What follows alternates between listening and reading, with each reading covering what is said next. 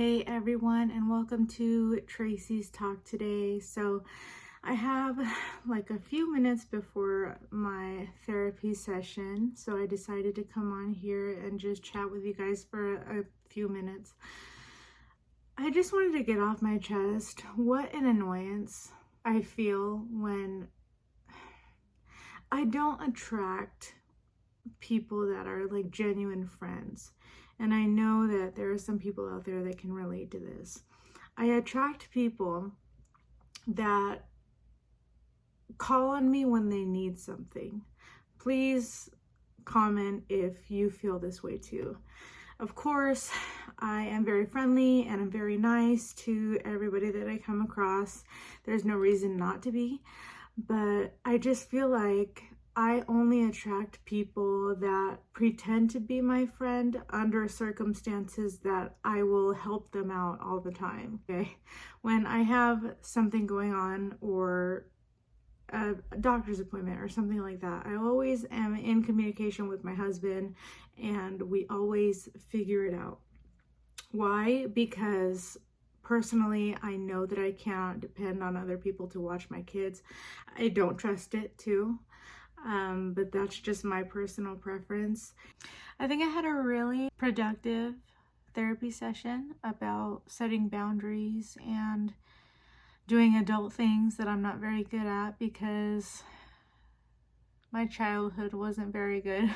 But I know for a fact there are a ton of people that relate to that. I listened to No Scrubs on repeat and I still chose wrong. So there's that. I've eaten once today. I'm not proud of that. That's not what a diet's supposed to be about. I'm just very stressed. My kids are downstairs fighting, so what's new? I promised you guys some tea, so I'm here to deliver the tea. Okay, so in my family, my mother's side of the family to be specific, there's a lot of embarrassment going around. I'm gonna say that with a straight face because you can only find out so much ick before you start to be like, do I even know these people? Are these people really my family? Like, you really start to question your life. I am not personally doing these things, so I can sleep pretty well at night. My aunts, however, I don't know how they sleep very well at night or during the day. So my grandma in El Salvador got pregnant with my mom very young. And she was of a wealthy family. And what happens most typically in these situations? The daughter gets pregnant when she's like 15 and the family's like, if you bring the baby here, you're not staying. You need to leave. And that's exactly what happened. So my grandma decided in her infinite wisdom, she was going to give my mom to like a family friend, thinking that was like the good thing, the good way to go about her life, when naturally she didn't plan on being a mom ever anyway. So I don't know how that, changed anything, but okay. So she gives my mom to this family, and long story short, my mother is like a child slave to this family. And when I tell you child slave, I mean child slave. I mean she goes to get their groceries. I mean she sleeps in their garage type thing. This is in El Salvador, of course, not here in the States. My mom got here in the States in the 70s. So she's been here for quite some time and she is a legal citizen. So for those of you who are wondering about that, that is what her status is. So long story short, my grandma went on to have like 4 more daughters. I don't even know how many aunts I have, truly, I really don't. And she very much coddled each and every one of her daughters. To this day, my grandma coddles her daughters. So much so that it's very hard for my aunts to keep men, and 95% of them are living with my grandma currently. My mom had told me a long time ago that one of my aunts which she's very close to. She was very close to, by the way. Spent the night at my house one day. And this is when my mom had her very abusive boyfriend. I made a video about that. My aunt came over. And my aunt has this thing. My aunt number one, I'll call her. My aunt number one has this thing where she cannot resist anything that has male parts. Okay, if it looks like a man, it talks like a man, it is a man, she's interested. It doesn't matter if he's abusive, if he's terrible, if he's a horrible human being, she's in love. My mom actually caught my aunt and her boyfriend sleeping together one day. Can you imagine walking in on your sister and your boyfriend? How disgusting. I'll keep it moving because I've got a lot of aunts to cover here. So that happened. And my aunt has a couple of kids, right? And the popular thing in Hispanic culture is to have children with the same man. But my aunt was like, you didn't specify whether or not he was married. So as I grew up, I realized that my cousins did not look anything alike. Like, even as a young girl, I'm like, something's going on here.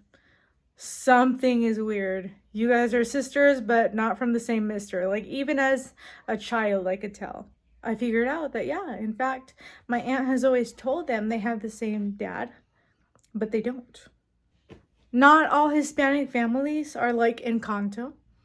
And this is my story. Aunt number two lives in the apartment right next to my grandmother. Okay, she needs her mommy right next door. Mind you, I live a whole state away from my family because I need some sanity. I need some clearness in my mental health. I need it all. Shared a bed with her husband and her daughter. Let's just take a pause for how gross that is, first of all. Because why would you put your adolescent daughter in the bed with a grown man? Like, you don't know what's going on, right? Aunt number three, she's on her second marriage now. She was married to a lovely man. Maybe second marriage. Actually, I don't know what marriage she's on. But there's just so much going on. Aunt number three. Aunt number two is not very interesting. Okay, let me just put that out there. Not a whole lot goes on with her. She's just weird, like, in general. She's like that character in Encanto that nobody talks about. Aunt number three has had a couple of kids. One with her direct cousin. Let's just throw that out there. And one with a man that was engaged to one of my mom's cousins. So again, we have my mom's sisters swooping in to take somebody else's family's man. As my mom is telling me all this tea, I'm like why? You know? So aunt number three, she's always been very nice to me. She's always been like a really nice, really like cohesive mentally lady, or so I thought until I heard this. She was staying with my mom's cousin for a while. I don't know why, but she was staying at their house. She ended up sleeping with my mom's cousin's mans, ended up getting pregnant by him. My mom's cousin was devastated mentally. She had like a complete mental breakdown because that was the love of her life. And back then, when you fell in love, you fell in love hard. I've never met this cousin, but I can sympathize with her. That's sad. When my mom's cousin's family approached my grandma, the mother of said adulteress, my grandma got mad at them. Like, how dare you get mad at my daughter for sleeping with her husband? Like, that's what my grandma looks like, and she doesn't see that. Like, Like, don't get mad at my daughters just because they're sleeping with your husband. Take better care of your husband. Like, no, that's not how it works, bro. Stop embarrassing me through generations. So embarrassing. So yeah, she had a baby with that situation. And then she went on and then she had a baby with her cousin. And it's just so cute. And we have so much domestic violence in our family history. My cousins included. Like all kinds of wild stuff. My mom would never put up with, obviously, because she was raised differently. She wasn't raised by her mom. So where she got like a get out of jail free card every time something happened, you know. My mom was raised in a very different environment and didn't have a childhood because she had kids at like 13 and then another one at 14. One of which, the first, was taken. My mom had a daughter, and we found this out by taking the ancestry test, that my mom had a daughter, and that daughter was taken by that same family that raised my mom. So if this video reaches my sister in El Salvador, know that you didn't miss anything. Know that you probably got the better end of the deal by getting raised by other people. Don't feel sad that you don't know your mom. She's a mess. She's a mess, yo. A mess. A whole mess. Now that she's in her old age and she's a grandma now, she's kind of calmed down a little bit. She's not the same raging lunatic she was in the 90s, but if this happens to reach my sister, know that I don't know you. I've never met you, but I have a lot of love for you and a lot of compassion for you. And if one day we do meet, I would love to hear your story. And when I think of you, I really hope that you've been living a great life. I hope that you've had great life experiences. I hope that you've found love. I hope that you have found family and adjustment. I hope that you have found everything that you have needed to find in life. And I wish only the best for you. And if, you know, I have brothers, so you have brothers. If the day ever comes that you want to see us, that you want to meet us, we would be more than willing. In case she ever comes across this video, she may never, I may be talking to myself, but in case she ever runs across this video, I want you to know that you were not given up because you were not loved.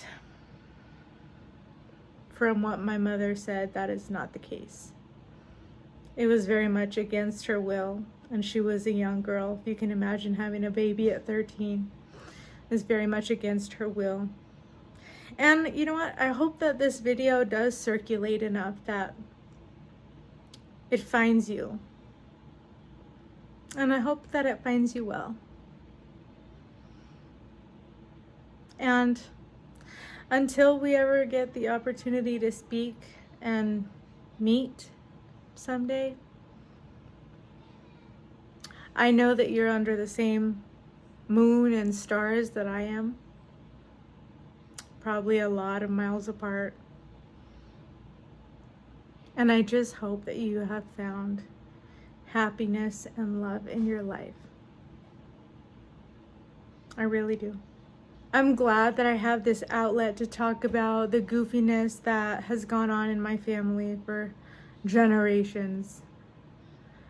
When my grandma's family found out that she was expecting my mom, her first child, she had her brothers take care of my maternal grandfather, meaning unalive him. So I've never met my grandfather on my mom's side. He passed probably before my mom was born. She's definitely had dreams of him. So I know that now that he's in another realm, he knows of us. And that might seem like, all right, now I'm talking with my tinfoil hat, but I feel like we become very conscious when we pass. And I feel like he knows a lot of details now, maybe, that he didn't know when he was here on Earth. Like he had a daughter. So much generational trauma that's gone on in my family that makes my family operate on very dysfunctional ways of thinking, even to today, to this day. My aunts are very old school. My grandma's very old school. Once you get married for the first time, you don't get divorced. Well, I've been divorced twice. So guess who's the black sheep of my family? Or at least if you get divorced, you don't talk about it. You don't, you sweep everything under the rug. You pretend like nothing has happened. My first marriage, I got married to get out of my house because my mom was insane. And I thought I was too old to be living at home. And of course, I found somebody that told me everything I wanted to hear. I love you. I'll love you for the rest of your life. We'll have a family, A, B, and C. And did that happen? No, because people are not great at keeping promises today. And that's unfortunate for me because it made me have to go through the process of getting divorced very young. I had my second marriage, which gave me my daughter, so I would not ever say anything negative about my second marriage. It ended because of interesting circumstances. Everybody has their own journey in life, for sure. What I will say is that don't ever make anybody make you feel guilty or wrong for making a decision and acting on it. Because I know what it feels like when you've come to a conclusion, when you've made a decision and you're ready to go. It's never too late to start your life over. That's the good news. It is, however, a bigger bummer to stay in a situation and then 10 years down the road wish that you had just gone through the hardships of starting over and wish that you had just done it. I don't regret ever leaving my second marriage because it brought me to the happiest that I think I've ever been in my life, and the most secure and the best marriage. A marriage with somebody who really cares about me and shows me that every day. It's one thing to say it every day, but it's another thing to show someone every day. And that I wish for everybody watching. True love, true happiness. Thank you guys so much for joining me for another Tracy's Talk. I will see you next Wednesday with another new episode. Thank you guys so much for watching and subscribing. Sending you guys all of my love, and have a wonderful week and weekend.